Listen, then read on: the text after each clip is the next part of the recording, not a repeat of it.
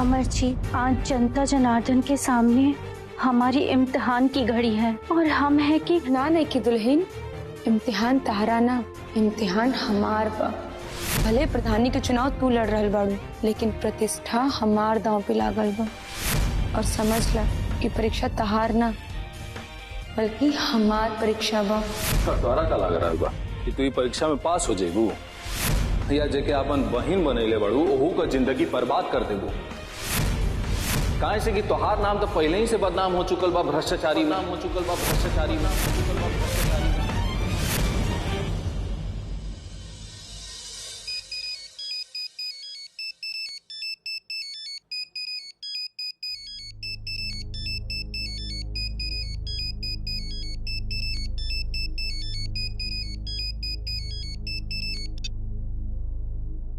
Hello Aarti Tiwari, का हो कैसन दिन दशा चलता तहार? चीना तारू के भुला गईलो? के बोला था? हम नहीं खे पहचाननी। हाय दादा, इतना जल्दी भुला जेबू, कैसे काम चली? खैर छोड़ा ये सब। ए बार प्रधानी के चुनाव हम लड़ता नहीं, तहरा सौतन के खिलाफ, उनका के हरावे खातिर। लेकिन बहन, तू के बोला ताड़ू? हमरा के नहीं खे मालूम। प्रधानी में तोहरा के पानी के पिया सकता, खुद सोचा। रिमझिम।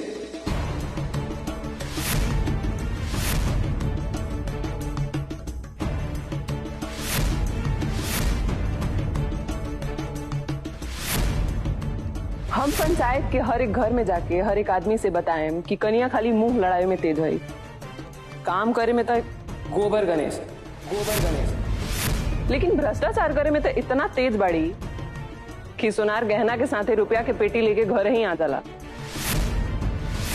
आज एक खुद ही अनपढ़ बाऊ दूसरा के का सिखाई। आरती तिवारी, एगो बात तुम्हार कान खोल के सुन ला। तू लाख करला चतुराई, लेकिन तहार सौतन चुनाव ना जीत पाई। ये हमार यानी कि रिमझिम के चैलेंज बा ना। रिमझिम हेलो,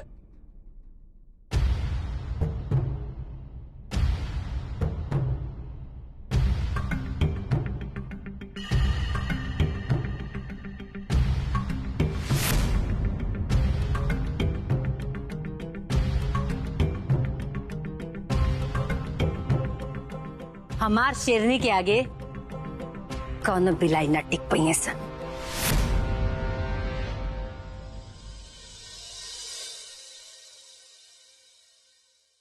बहन, क्या हुआ? कोई बात है क्या? आप परेशान क्यों लग रही हैं? हम बताओ तनी का भइल बा। ओकरे फोन आयल होई जेकरा बारे में बाबूजी हमरा से बतावत रहला। गुदारी पता बा, आदमी के अपन काबिलियत पर ना ढेर डूबे उतराए के ना चाहिए। अब तू अपन प्रधानी के खाप भूल जा, अब ना जीत पैबू तू।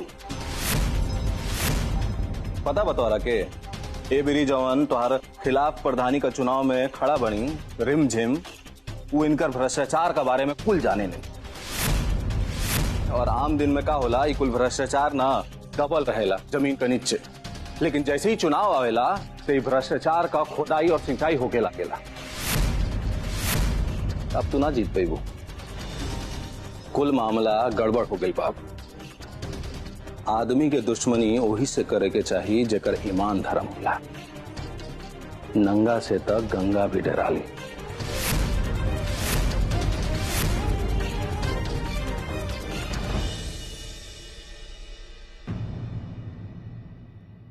बस हमरा के ये बात का डर रहा कि वो कैसे अकेला सामना करिहन ये दुनिया के। आरती में न वो बल बुद्धि छल कुछ नहीं खे जौन रिमझिम में बाड़े। और आजकल का चुनाव बल बुद्धि छल और धन के ही हो गई बा। जगरा पास ही कुल बा वही चुनाव जीती, और आरती का पास इनमें से कुछ नहीं खे। तू ही बताओ, तू तुम्हारा के चुनाव कैसे जीता पाई है? एक चुनाव के चक्कर में ना वो दर दर के ठोकर खाई है, और जवन भी उनकर बचल कुचल मान और प्रतिष्ठा बा वो खत्म हो जाए, कुछ ना बचे उनकर लिखे।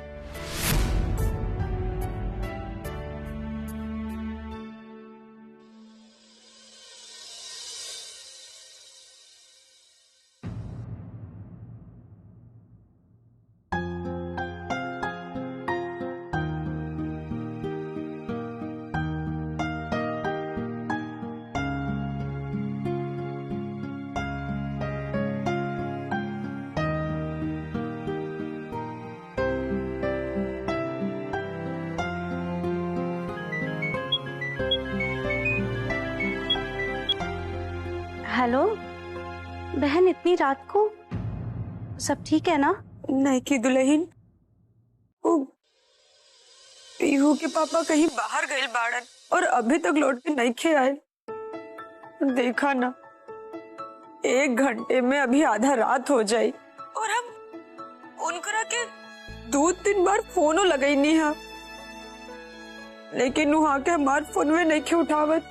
अच्छा सुना ना नहीं की दुल्हन, तू जरा एक बार पीहू के पापा के फोन लगा के देखा, का पता तारे फोन उठा ले।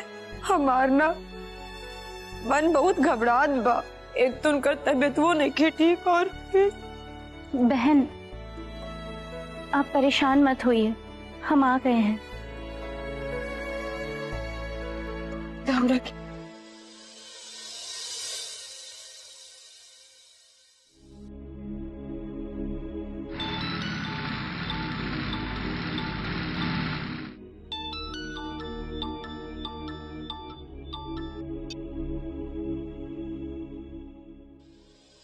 हाँ गोदावरी। हेलो अमर जी, कहाँ हैं आप? हम रिमझिम के ढूंढे खातिर आयल बनी, देखा तनी कि उनकर घर कहाँ बा। अगर पता चल जाई तो उनके समझाए कि आरती का साथे वो ऐसा कुछ ना करा जिससे आरती का इज्जत जाए। देखो गोदावरी, हमरा के तनिको फर्क नहीं के पड़ा कि तू इस चुनाव में जीता चाहे हारा, लेकिन हाँ हमरा फर्क तब पड़ी जब आरती का ये चुनाव में बदनामी हुई। काहे से कि आरती बहुत दिल से चाहता नहीं कि तू ये चुनाव जीता, और अगर तू ये चुनाव हार गई ना, उनका आत्मविश्वास टूट जाए। और हमने की चाहत कि ऐसा समय में जब वो घर छोड़ के जाए खातिर तैयार हो गई बनी, उनका आत्मविश्वास टूटे। ऐसा समय में अगर उनका आत्मविश्वास टूट जाए ना, तो फिर वो दुनिया का मुकाबला कैसे करी? यही से चाहे कुछ हो जाए, कुछ हो हमरा के करे के पड़ी आरती खातिर हम करा। ठीक बात, तू रखा फोन, हम आओ तनी। जी ठीक है।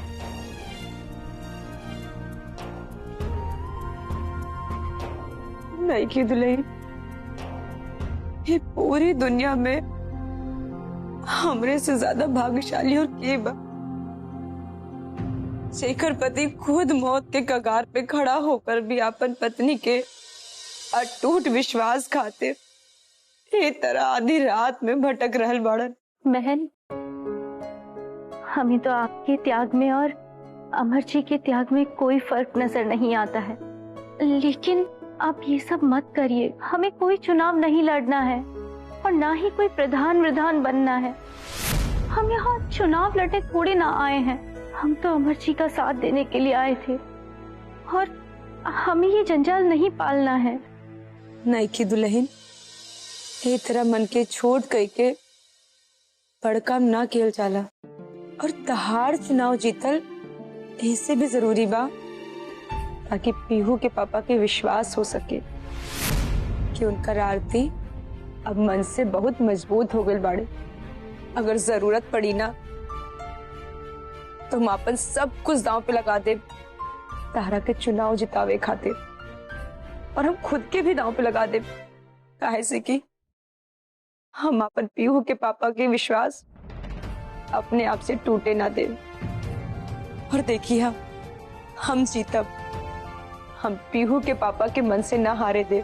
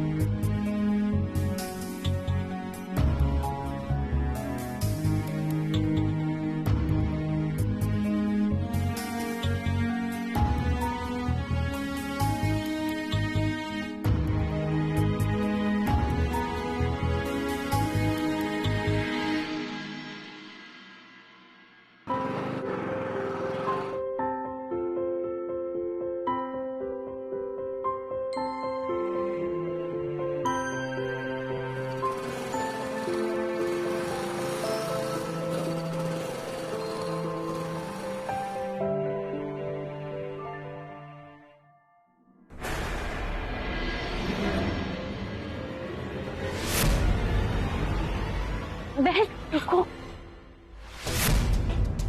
अमर जी को कुछ भी पता नहीं चलना चाहिए कि हमने उनके बारे में आपको सब कुछ बता दिया है। नहीं तो वो हम पर भी विश्वास नहीं करेंगे। वो आपको मजबूत होते हुए देखना चाहते हैं। उनकी बीमारी के बारे में आपको पता है, अगर ये उनको पता चलेगा तो उन्हें लगेगा कि अब आप कमजोर होने लगी हैं।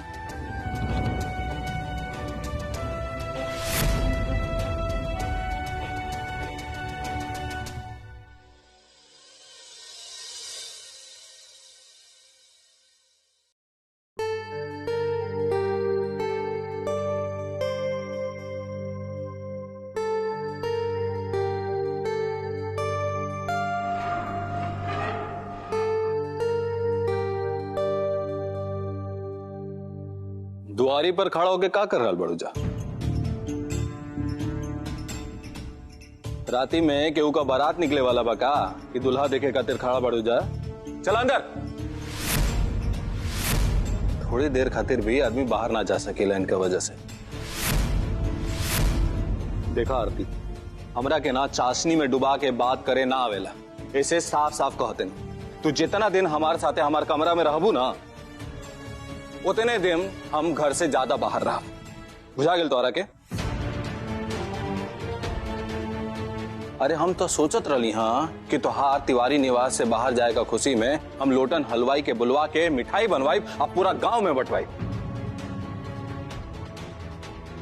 लेकिन पता चलल है कि लोटन हलवाई अपन बहन के तीज देवे गए बने, तो बस हम इंतजार कर रहल बनी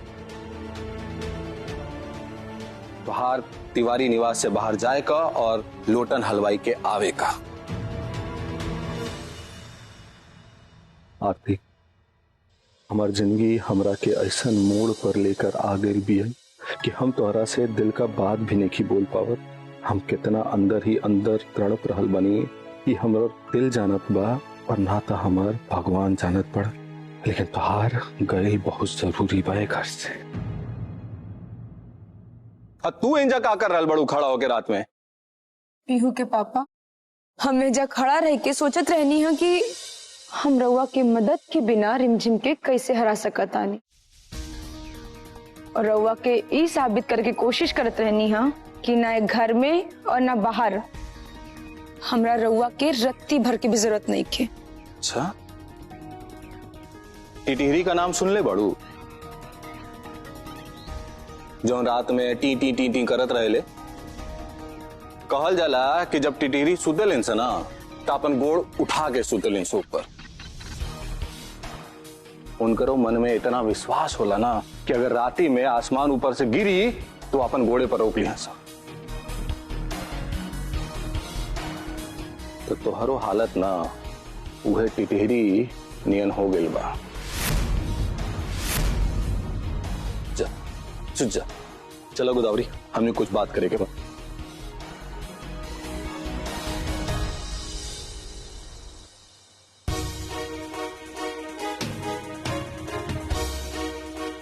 पीहू के पापा, रउआ आज तक हमरे आंख में खाली आंसू देखनी है ना, लेकिन अब रउआ हमार हिम्मत देखब,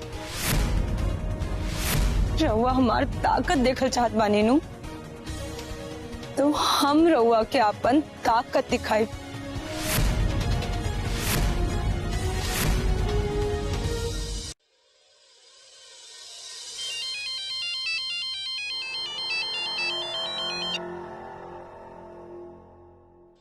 हाँ वीडियो साहब। देखिए हाकिम तिवारी जी, आरती तिवारी के त्याग पत्र और गोदावरी तिवारी के जो नामांकन भेजोले बानी वो तो हम स्वीकार कैले बानी।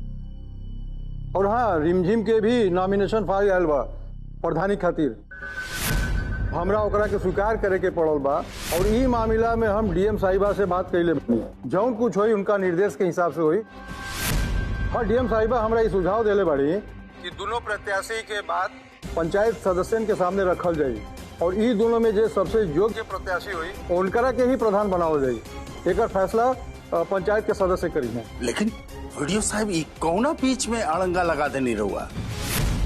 अरे गांव के सब केहू के पता बा कि हमार बड़का बेटा अमर के आरती पत्नी बिया और गोदावरी तिवारी हमार बड़का बेटा के पत्नी बाड़ी। वैसे तो गंगापुर पंचायत के हर जनता पर हमरा के बहुत भरोसा बा, लेकिन वीडियो साहब बताना कब जनता के मन में कोना बात आ जाए ये कैसे जानल जा सकेला। अगर कहीं सब मिल के रिमझिम के समर्थन दे दिए तब फिर भरे चौपाल गांव जवार में तो हमारी बेइज्जती न हो जाए। वीडियो साहब रिमझिम तो ना जाने कतना इल्जाम लगा के हमार परिवार पर ना जाने कैसन कैसन बात के बारिश करी।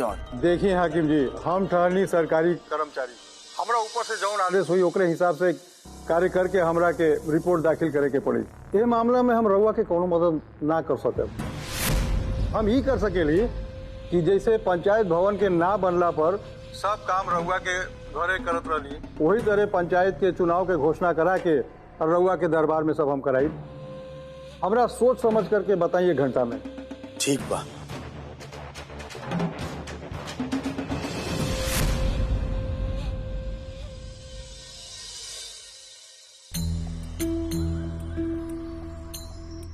नैकी दुल्हन, गाँव जवार के लोग देखे में भले ही बहुत भोला भाला बाड़न, लेकिन वो हर बात के बहुत ध्यान रखेलन और हर बात पकड़े में भी बहुत माहिर होलन। यही से जवन कुछ भी बोलिहा उहे बोलिहा जवन तू कर सको। ऐसा मत होके कि नेता बने के चक्कर में चांद पे जमीन दिलावे के वादा कर दो,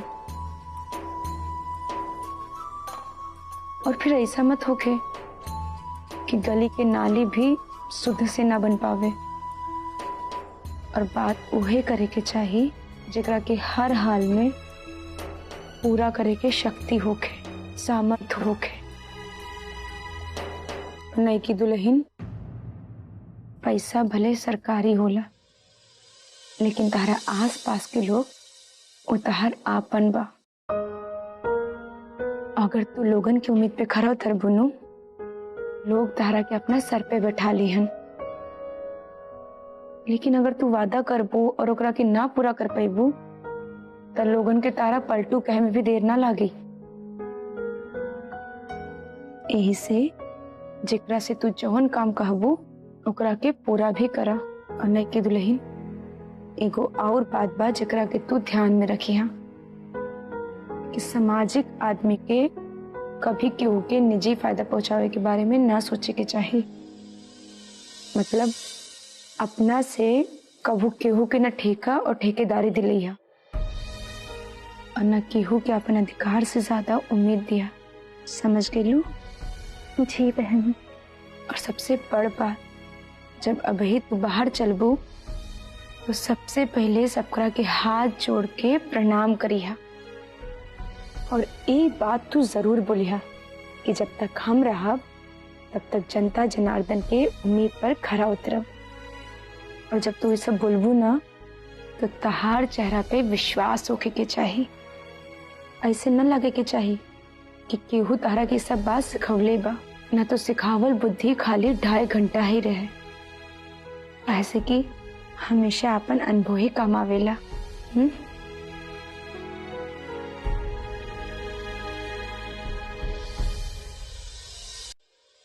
गांव के लोग का संग वीडियो साहब भी आगे बढ़ा और रिमझिम भी आगे बढ़ी।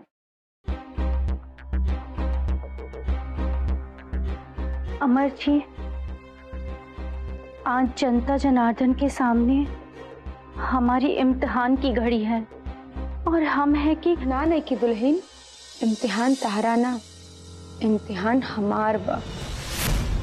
भले प्रधानी के चुनाव तू लड़ रहल बाड़ू, लेकिन प्रतिष्ठा हमार दांव पे लागल बा। बोलत तो तू रहबू, लेकिन उहे बात बोलबू जवन जवन हम तारा के बताइनी है। और समझ ला कि परीक्षा तहार ना बल्कि हमार परीक्षा बा। ये घर से जाए से पहले तिवारी परिवार के सम्मान बचावे की परीक्षा। तोरा का लग रहा बा कि तू ये परीक्षा में पास हो जाएगू? या जेके अपन बहिन बनैले बड़ू ओहू का जिंदगी बर्बाद कर देबू। काहे से कि तोहार नाम तो पहले ही से बदनाम हो चुकल बा, भ्रष्टाचारी नाम हो चुकल बा, भ्रष्टाचारी नाम।